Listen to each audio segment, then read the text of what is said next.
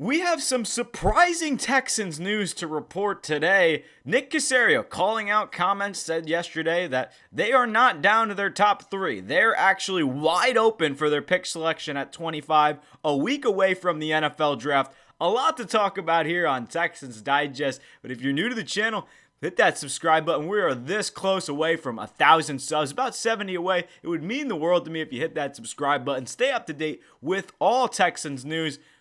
Draft's coming, everything's here, and we got all of the latest news on what Caserio said in terms of how they're going to approach and pick number 25. They could move up, they could move back. We will see, but let me throw it to Caserio himself to kind of set the scene for this video. Say it's very fluid, nothing's set. There's no board, quote unquote, that's set. There's no final list of players or like we're, taking X number of players or these are the three players we're focused on. Let's say, honestly, this time of year is a bunch of noise out there. That's a bunch of garbage. So, we're just going to go through our process and just kind of prepare and get ready to go for next week and take advantage of our opportunities to pick whenever those might be. Right now, we're scheduled to pick at 25. Pick at 25, great. If we don't, we don't.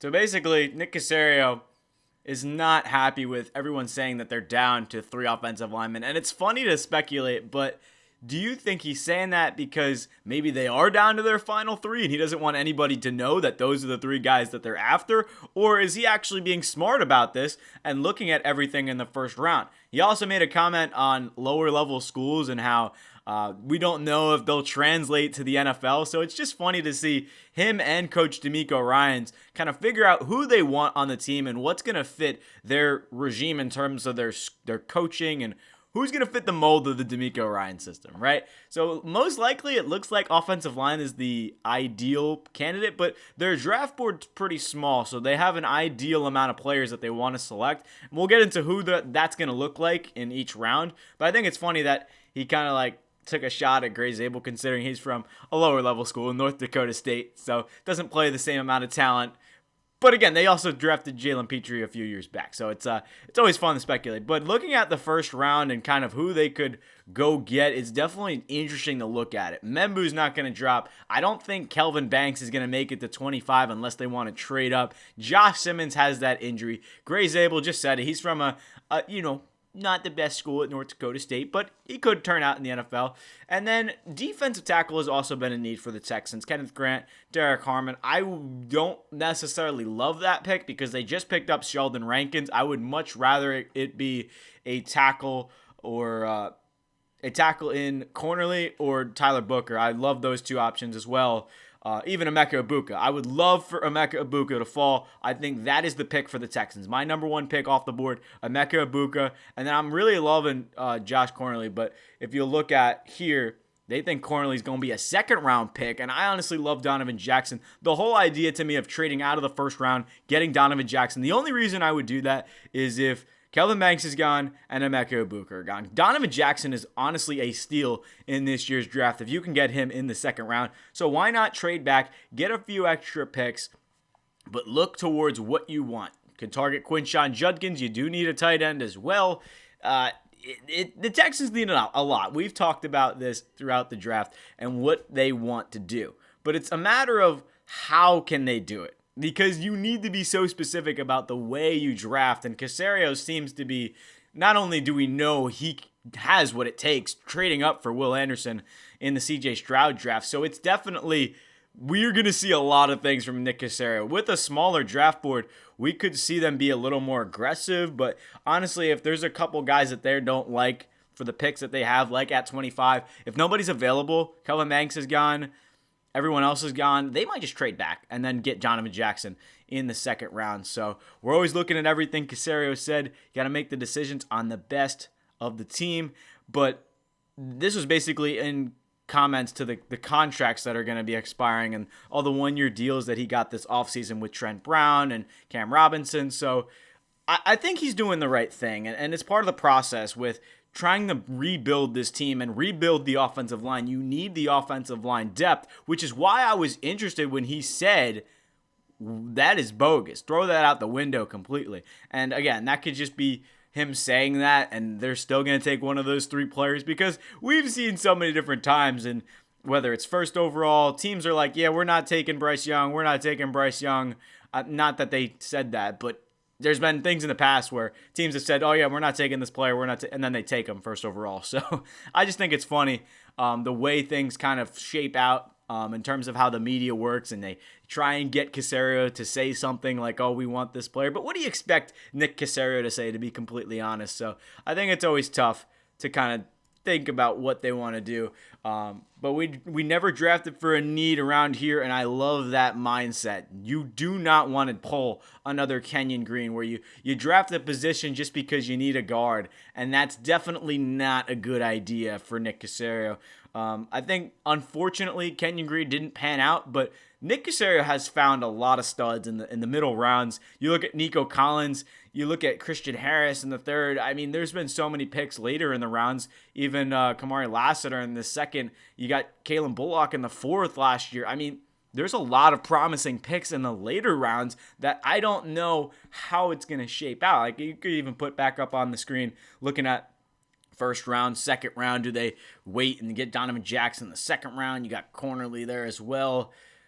It's a tough spot to be in, and for the Texans' first round, having everything open is probably the best bet. And I think with the first round, that's kind of why last year I was surprised to see, like, weeks before the draft, Caserio said, we're backing out. We are going into the second round, trading with the Vikings last year. So that was interesting to me because I kind of wanted to pick in the first round last year, and they just said, no, we're not going to pick in the first round. So this year, I don't mind it because there's not anyone that I am 100% sold on in this first round targets, right? Gray Zabel from North Dakota State, Josh Simmons got that knee injury. I don't want to go D-tackle in the first round, although it's a decent idea. You need offensive line more.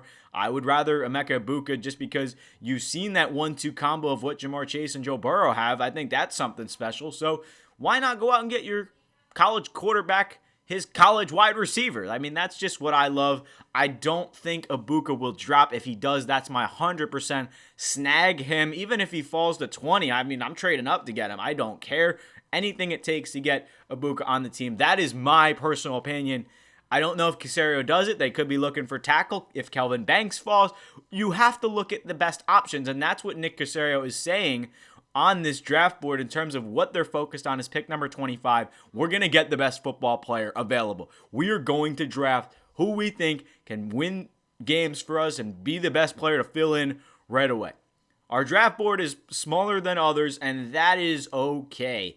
That is very interesting to me because if your draft board is small, that means you could be very focused on a few players, and that means that they really could play around with those later draft picks. They have 2 7th-round picks. If nobody's on the draft board that they like, they could trade the next year and just get a 7th next year, which isn't the best idea. But I guess if you're not sold on a player, you trade out, and that's just how it works. I don't know if that is how it's going to work later in the draft, or if they're going to be aggressive with the 2 third-round picks they have, maybe trade up from third round to the second round to get a wide receiver if they go tackle in the first round, and then get a guard and Donovan Jackson, something, because I would love a guard and a tackle in the first 3 picks in terms of the first 3 rounds of the draft. But I don't mind waiting on a wide receiver. There is some depth there. I mean, I've talked about a couple players, but overall, it's a matter of what value can you get at each round? What position has more depth? And that's probably wide receiver. I don't think Caserio is dead set on taking a wide receiver, especially because the last time the Texans took a wide receiver in the first round was probably, DeAndre Hopkins, as far as I can remember. I haven't done the research, but I mean, that's probably the last receiver I remember them taking in the first round. So at pick 30 or whatever it was, again, don't quote me on that, but looking at how this situation is going to shape out, I'm sure Nick Caserio is talking to DeMeco Ryans. What do we want on this team? Do we want a playmaker at wide receiver? Do we want to protect CJ Stroud? I think that's the number one priority after watching the Kansas City game last year when Stroud got sacked a lot of times. The offensive line was not good, and that was the priority. Get rid of Tunsil, bring in some other guys, bring in some veterans, and draft 2 guys in the first 2 rounds in a tackle and a guard to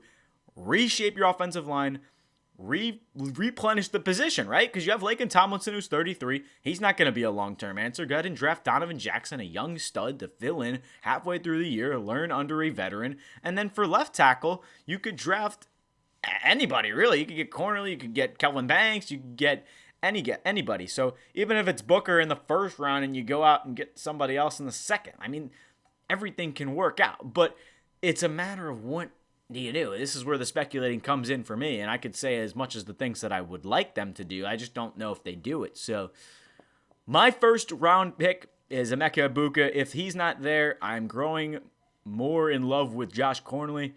Cornley is a beast. I think that from yesterday talking about that and just looking more into him at the Oregon Ducks guard or tackle, that is a good pick. So again, don't be surprised if Caserio says they're open at 25 and they just take one of the best offensive linemen on the board, because that's probably what they'll do. I would like it to be Egbuka if he falls. If not, we will see. It's a tough spot for the Texans to be in, but overall, big fan of what Caserio is going to do. I trust him.